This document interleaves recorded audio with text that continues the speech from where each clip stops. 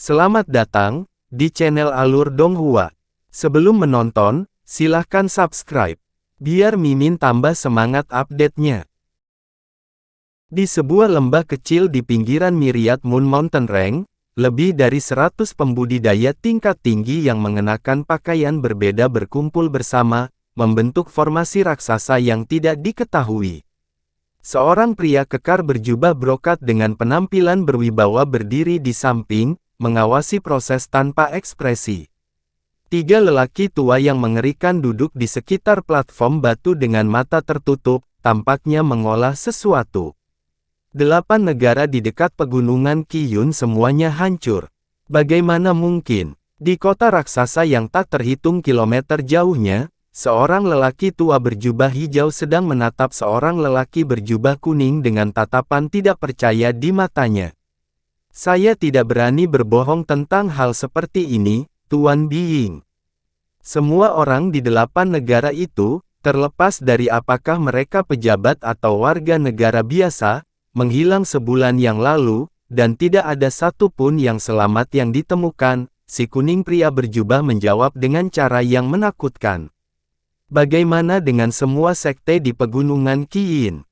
Tentunya mereka akan melihat sesuatu yang luar biasa seperti ini, kata Biying dengan ekspresi gelap. Aku juga melakukan penyelidikan terhadap hal ini, dan semua orang di 19 sekte di pegunungan Qiyun juga menghilang seperti orang-orang di 8 negara, pria berjubah kuning itu menjawab dengan senyum masam. Mereka semua menghilang juga. 19 sekte itu bukanlah sesuatu yang patut diperhatikan secara individual, tetapi digabungkan, mereka membentuk kekuatan hebat yang tidak dapat diabaikan, bahkan serikat dagang kita tidak akan dapat memusnahkan mereka sepenuhnya secara rahasia. Haven, tidakkah kamu menemukan petunjuk setelah sesuatu yang aneh ini? Biying bertanya. Kami berhasil menemukan beberapa petunjuk. Segera setelah kami menemukan apa yang telah terjadi, kami segera mengirim beberapa orang ke 8 negara dan 19 sekte untuk menyelidiki. Sesampai di sana, kami tidak menemukan tanda-tanda perjuangan yang terjadi di salah satu negara atau sekte, yang berarti bahwa setiap orang secara sukarela dibawa pergi, atau pelakunya sangat kuat sehingga bangsa dan sekte bahkan tidak dapat melawan sama sekali, jawab pria berjubah kuning itu. Menurut Anda, mana yang paling masuk akal? Biying bertanya. Saya pikir kemungkinan besar yang terakhir, jawab pria berjubah kuning itu. Mengapa demikian? Mengesampingkan semua warga dari 8 negara, tidak mungkin para pembudidaya dari 19 sekte akan rela meninggalkan sekte mereka. Selain itu, kami menemukan beberapa jejak sisa aura Blood Dao di Gunung Qiyun. Jarak. Seperti yang Anda ketahui, hanya seni kultivasi Dao darah yang menyertakan metode untuk secara drastis meningkatkan kekuatan seseorang melalui pengorbanan darah. Sisa aura Dao darah di pegunungan Qiyun sangat menakutkan, jadi pasti ditinggalkan oleh Dao darah tahap kenaikan besar yang kuat makhluk, dan hanya makhluk itu yang akan melakukan sesuatu yang kurang ajar seperti ini, pria berjubah kuning itu menganalisis. Itu masuk akal. Dalam hal ini, pelakunya kemungkinan besar adalah pemilik aura Blood Dao itu. Ini adalah masalah yang sangat penting, tetapi seluruh guild perdagangan sedang mempersiapkan pertandingan tanding melawan alam infernal. Jadi kita tidak bisa mengalihkan terlalu banyak upaya kita. Karena itu, 2 dari 8 negara itu adalah anak perusahaan dari serikat dagang kita, jadi kita juga tidak bisa menutup mata terhadap hal ini. Inilah yang akan kita lakukan. Blood Cry Sect dan perlombaan ular angin adalah kekuatan yang paling dekat dengan pegunungan Qiyun, dan menyampaikan hasil penyelidikan Anda kepada mereka. Kedua kekuatan itu memiliki makhluk tahap kenaikan agung di antara barisan mereka, dan mereka berdua memiliki ikatan dengan pegunungan Qiyun, jadi mereka pasti akan turun tangan. Aku juga akan meminta Tao Xian Yu untuk berkolaborasi dengan makhluk tahap kenaikan besar dari kedua kekuatan itu untuk menyelidiki masalah ini bersama, Biying memutuskan. Saya mengerti, Tuan Biying, saya akan segera mengaturnya, pria berjubah kuning itu menjawab dengan membungkuk hormat. Ada sebuah danau hijau besar yang terletak di sebelah utara pegunungan Qiyun, dan ada beberapa ikan dan udang yang berenang di dalam danau yang terlihat dari permukaan. Danau itu tampak normal seperti biasanya, tetapi ada ngarai bawah air yang sangat dalam di dasar danau. Serangkaian batasan mendalam telah dipasang di udara di atas ngarai, meliputi seluruh panjang ngarai. Di bawah batasan itu ada awan kabut darah yang menolak untuk bubar, menodai seluruh ngarai dengan warna merah cerah, sehingga tidak memungkinkan untuk melihat ke dalam ngarai. Di bawah awan kabut darah ini ada sungai darah hitam kemerahan yang mengeluarkan bau busuk. Sungai itu lebarnya lebih dari 1000 kaki dan membentang sejauh mata memandang, memanjang ke jarak yang sangat jauh di sepanjang ngarai. Di atas sungai darah yang mengalir ini duduk sesosok humanoid keruh yang membuat segel tangan dengan satu tangan, sambil memegang benda berkilauan di tangan lainnya. Garis-garis darah kental mengalir ke objek tanpa henti dari sungai di bawah. Setengah bulan kemudian, Han Li sedang bermeditasi di halaman ketika suara dering yang jelas tiba-tiba terdengar dari tubuhnya, dan matanya langsung terbuka saat dia menyapukan lengan baju ke udara untuk melepaskan seberkas cahaya keemasan. Ini adalah jimat emas, dan setelah menilai jimat itu sejenak, dia menyimpannya sebelum menghilang di tempat. Beberapa jam kemudian, Han Li berangkat dari Blood Crane City dengan jiwa darah dan yang lainnya, langsung menuju ke Myriad Moon Mountain Range. Sementara itu, Xiao Ming terletak di istana di pusat kota Bangau Darah, dan tidak lama setelah kepergian Han Li, dia berseru, "Apa? Makhluk tahap kenaikan agung manusia itu telah meninggalkan kota dan sedang melakukan perjalanan menuju Gunung Myriad Moon." Jangkauan. Seorang pria di tahap integrasi tubuh berdiri dengan hormat di depan Xiao Ming, dan dia menjawab, "Benar, saya datang untuk memberi tahu Anda setelah senior Han meninggalkan kota. Kamu melakukannya dengan baik, kamu bisa pergi sekarang," Xiao Ming menginstruksikan sambil melambaikan tangannya. Pria itu segera meninggalkan aula seperti yang diperintahkan. Fluktuasi spasial meletus di samping Xiao Ming, dan Nyonya Wan Hua serta Taoist King Ping muncul. Jadi Han Li juga pergi ke Myriad Moon Mountain Range. Dengan kekuatannya, itu akan sangat menyusahkan. Nyonya Wan Hua adalah orang yang berbicara, dan kewaspadaan dalam suaranya jelas menunjukkan bahwa dia sedikit trauma dengan kekuatan Han Li. Itu tidak mungkin kebetulan, kan? Rekan Taoist Han berkata pada dirinya sendiri bahwa dia memiliki beberapa hal penting lainnya untuk diperhatikan di daerah ini, dan istana kuali surgawi belum dibuka. Jadi jika dia ada di sini untuk itu, maka dia berangkat terlalu cepat, Xiao Ming berspekulasi. Kupikir kita hanya akan membodohi diri kita sendiri jika kita menulis ini sebagai kebetulan. Memang masih ada waktu tersisa sampai pembukaan istana, tapi rekan Daoist Han bukan satu-satunya yang sudah pergi, dan kemungkinan besar sudah banyak orang berkumpul di Myriad Moon Mountain Range. Jadi tidak mengherankan jika dia pergi ke sana untuk tujuan yang sama, jawab Taoist King Ping dengan tenang. Sepertinya kalian berdua berpendapat bahwa rekan Daoist Han juga ada di sini untuk istana kuali surgawi, renung Xiao Ming. Saya tidak bisa mengatakan dengan pasti, tetapi ada peluang yang sangat bagus untuk hal ini. Apakah Anda memiliki strategi yang efektif melawan pesaing yang begitu tangguh, Saudara Xiao? Taoist King Ping bertanya. Itu tidak diperlukan. Terlepas dari seberapa kuat dia tidak akan bisa memasuki istana tanpa kunci. Bahkan jika dia berhasil mendapatkannya, istana kuali surgawi dipenuhi dengan batasan. Kamu adalah pewaris langsung kepada Taoist Tianding, dan saya ahli dalam seni formasi, kita tidak perlu takut.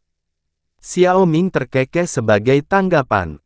Taoist King Ping sedikit goyah setelah mendengar ini sebelum senyum muncul di wajahnya. Itu benar, maafkan aku atas kurangnya ketenanganku. Terlepas dari seberapa kuat pria itu, selama kita dapat menemukan inti istana sebelum dia, kita tidak perlu khawatir bahkan jika dia bersekutu dengan yang musuh kuat lainnya. Ekspresi Nyonya Wan Hua juga mereda secara signifikan setelah mendengar ini. Sebaliknya, ekspresi kontemplatif muncul di wajah Xiao Ming. 7 hari kemudian, Han Li duduk di kursi batu di aula utama tempat tinggal gua sementara yang dia buat di perut gunung di Myriad Moon Mountain Range. Dia saat ini sedang mendengarkan laporan dari jiwa darah. Oleh karena itu, tubuh asli saya menciptakan saya dan meninggalkan saya di luar istana kuali surgawi dengan kuali Heaven Void sebagai tindakan pencegahan keselamatan sebelum memasuki istana dengan kuncinya. Selama dia tidak kembali pada waktu yang ditentukan, dia tiruan, yaitu aku, akan diaktifkan secara otomatis dengan sebagian besar ingatanku disegel. Menurut ramalan dari tubuhku yang sebenarnya, istana kuali surgawi akan segera muncul untuk kedua kalinya, dan kita harus memasuki istana jika kita ingin menyelamatkannya. Kuali Heaven Void adalah kunci replika ke istana kuali surgawi yang disempurnakan menggunakan teknik rahasia yang tercatat di kitab giok emas. Kunci replika tidak sekuat kunci yang sebenarnya, jadi akan terlalu berbahaya untuk memasuki istana kuali surgawi melalui pintu depan. Tetapi tubuh asliku menemukan kelemahan dalam formasi istana Cauldron surgawi, yang bahkan dapat dieksploitasi oleh replika ini untuk kesempatan memberi seseorang masuk ke istana. Setelah beberapa saat, jiwa darah itu akhirnya menyelesaikan ceritanya tentang apa yang terjadi pada jiwa Esprit. Saya melihat bahwa Anda telah memulihkan semua ingatan Anda, rekan jiwa darah Daois, itu benar-benar layak untuk dirayakan. Kembali ketika Anda membuat kesepakatan dengan saya menggunakan Heaven Void Cauldron, ingatan Anda disegel, jadi Anda tidak tahu tentang istana kuali surgawi dan Taois Tianding. Semua yang Anda tahu adalah bahwa kuali itu adalah kunci ke tempat misterius yang sangat memikat bahkan bagi makhluk panggung kenaikan agung. Namun, Anda tidak pernah mengatakan bahwa kuali ini hanyalah kunci replika, sepertinya begitu sedikit berbeda dari ketentuan perjanjian kita, kata Han Li. Pandangan yang agak canggung muncul di wajah jiwa darah setelah mendengar ini, dan dia menjawab, pada saat itu, ingatanku masih tersegel, jadi aku salah berasumsi bahwa kuali Heaven Void adalah kunci yang sebenarnya. Namun, aku dapat meyakinkanmu bahwa jika kunci ini benar-benar tidak dapat memberikan satu akses ke istana kuali surgawi, maka saya pasti tidak akan berani memaksa Anda untuk mengambil risiko. Karena itu, jika Anda berhasil memasuki istana, saya yakin hartanya di sana tidak akan mengecewakanmu. Kamu sudah banyak bercerita tentang Taois Tianding. Sebagai gua yang ditinggalkan oleh seseorang yang telah naik ke alam abadi sejati, ini memang cukup untuk menggodaku. Bahkan menyisihkan harta itu, aku setuju untuk membantumu menyelamatkan tubuh aslimu. Jadi aku tidak akan membatalkan janjiku tanpa alasan yang jelas. Yakinlah, dengan kekuatanku saat ini, ada kemungkinan aku akan bisa memaksa masuk ke istana kuali surgawi bahkan tanpa kunci.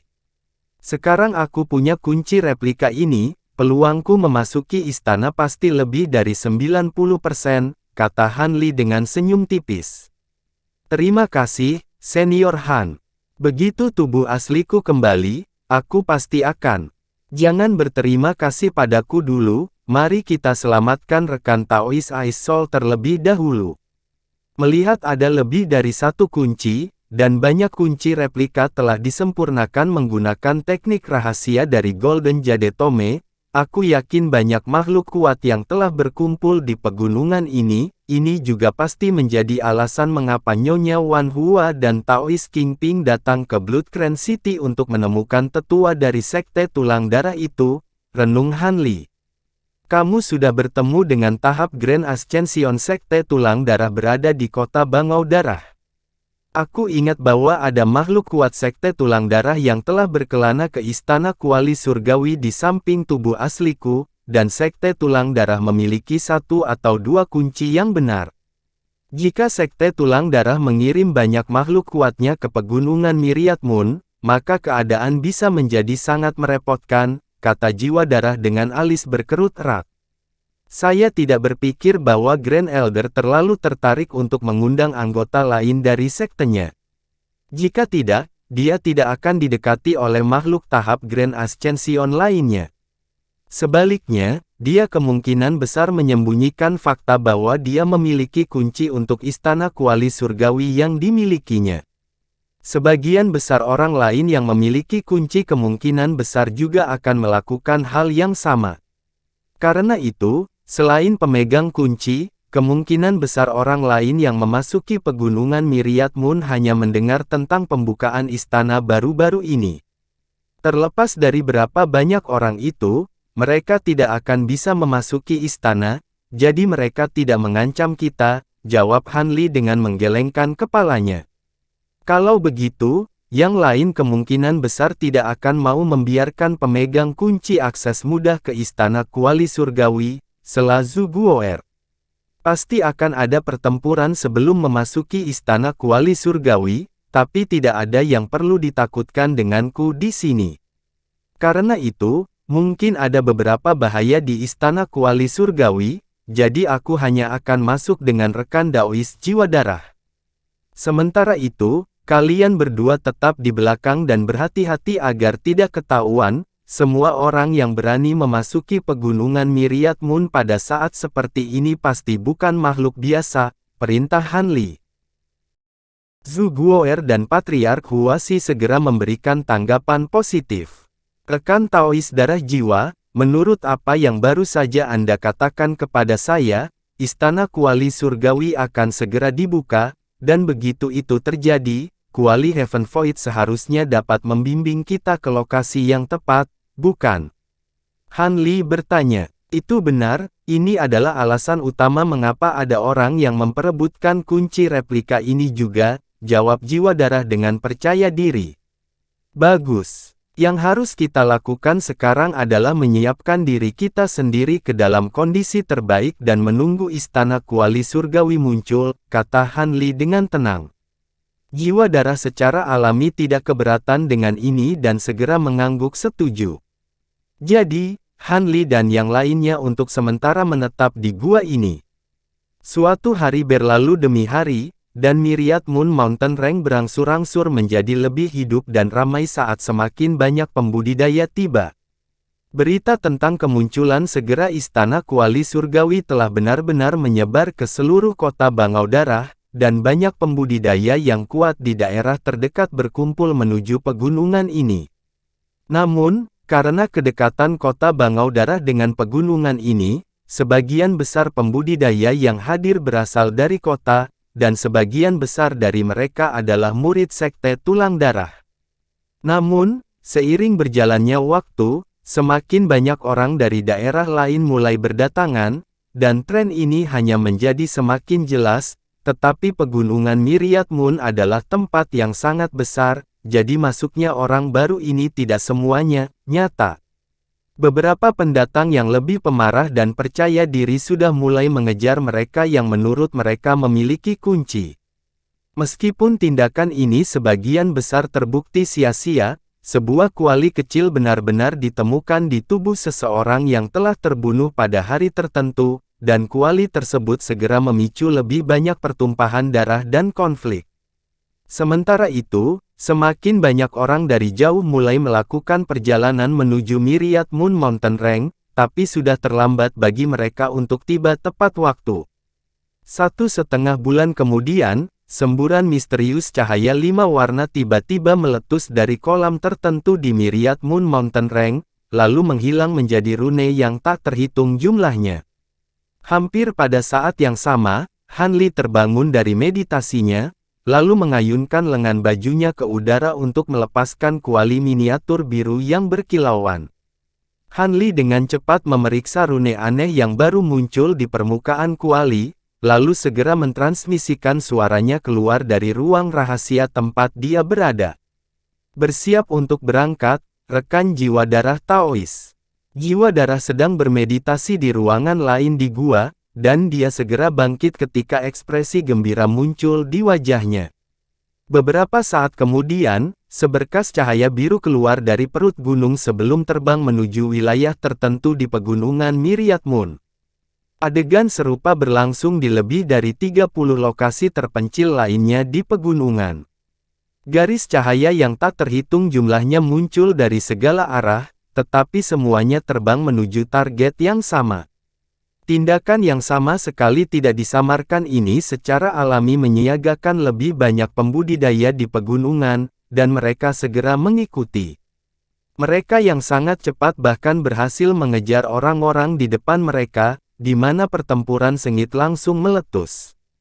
Jiwa darah terlalu lambat untuk disukai Han Li, jadi dia telah menyapunya ke dalam seberkas cahaya biru sehingga mereka bisa terus maju sebagai satu kesatuan. Dengan kecepatannya yang luar biasa, hampir mustahil bagi siapapun untuk mengejarnya. Di mata semua orang yang dia lewati, mereka hanya menyaksikan kilatan cahaya biru sebelum memudar ke kejauhan dalam sekejap, hanya menyisakan suara penerbangannya yang bergema di seluruh area terdekat. Semua pengamat tercengang melihat ini, dan mereka segera meninggalkan pikiran untuk mengejar seberkas cahaya itu, alih-alih mengalihkan perhatian mereka ke target lain. Namun, makhluk di benua langit darah terkenal karena kegagahan mereka, dan ada banyak individu pemberani dan sombong di benua itu.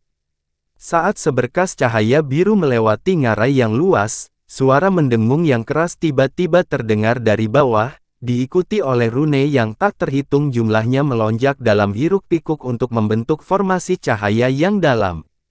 Mohon tunggu, rekan Daois, ada sesuatu yang ingin saya diskusikan dengan Anda. Suara gemuruh terdengar di dalam formasi. Suara itu memiliki nada yang cukup sopan, tetapi formasi cahaya itu melepaskan semburan kekuatan hisap yang mencengangkan yang menyapu langsung ke arah seberkas cahaya biru. Tatapan dingin muncul di mata Han Li setelah mendengar ini, dan dia tidak repot-repot memberikan tanggapan saat dia mendorong telapak tangannya ke arah ngarai di bawah dengan sikap acuh tak acuh, melepaskan ledakan kekuatan dahsyat yang lebih dari 10 kali lebih kuat, sebagai ledakan kekuatan isap yang mendekat. Ledakan yang menghancurkan bumi terdengar saat kekuatan hisap dan formasi cahaya keduanya langsung hancur, dan bahkan bagian ngarai yang panjangnya beberapa kilometer telah runtuh secara signifikan. Orang yang bersembunyi di area tersebut tidak memiliki kesempatan untuk menghindar sebelum tubuhnya direduksi menjadi daging cincang, dan bahkan Nas Chen Sol miliknya telah dihancurkan. Adapun seberkas cahaya biru, itu bahkan tidak berhenti sesaat karena dengan cepat menghilang ke langit yang jauh. Beberapa saat kemudian, beberapa garis cahaya merah terbang keluar dari balik gunung kecil di dekatnya, lalu menyatu di udara di atas ngarai. Ini adalah kelompok yang terdiri dari 7 atau 8 orang dengan pakaian yang berbeda, dan semuanya memiliki aura yang kuat, tetapi mereka saat ini menilai sisa-sisa teman mereka dengan ekspresi gelap. Haruskah kita mengejar dan membalas rekan Taoisia? Seorang pemuda berjubah hijau bertanya. Apakah kamu bercanda? Rekan Taoisia berkelahi dengan lawan yang salah, jadi dia tidak bisa menyalahkan siapapun untuk ini, jawab seorang pria berambut panjang tanpa ragu-ragu. Kekuatan saudara ya tidak kalah dengan kita, jadi bahkan melawan makhluk tahap kenaikan besar, dia seharusnya bisa bertahan untuk sementara waktu. Fakta bahwa dia langsung terbunuh menunjukkan bahwa dia berkelahi dengan seseorang yang sangat kuat bahkan di antara makhluk tahap Grand Ascension. Dan kami pasti tidak akan mampu memberikan tarif yang lebih baik. Jika Anda ingin membalaskan dendamnya, maka pergilah sendiri, tidak mungkin kami terlibat, kata seorang pria tua yang mengerikan. Sepertinya aku terlalu gegabah dalam proposalku, aku juga tidak akan berani menantang makhluk yang begitu tangguh. Karena itu, kita tidak bisa lagi menunggu di sini seperti ini, jadi kita harus bergegas ke tempat di mana istana kuali surgawi akan muncul untuk melihat apakah kita dapat melakukan sesuatu di sana. Wanita muda itu menjawab dengan senyum yang sedikit canggung. Dengan demikian, Kelompok tersebut segera berangkat dari ngarai setelah berdiskusi singkat. Suara gedebuk terdengar saat Han Li mengarahkan jarinya dari jauh ke arah seorang pria raksasa yang tingginya beberapa puluh kaki, dan kepala pria itu segera meledak di samping Nas Chen Sol di dalamnya. Tubuh tanpa kepalanya jatuh dari langit, dan seberkas cahaya biru menembus langsung ke tubuh beberapa orang yang berdiri di belakang pria itu, membelah mereka menjadi dua sebelum menghilang ke kejauhan.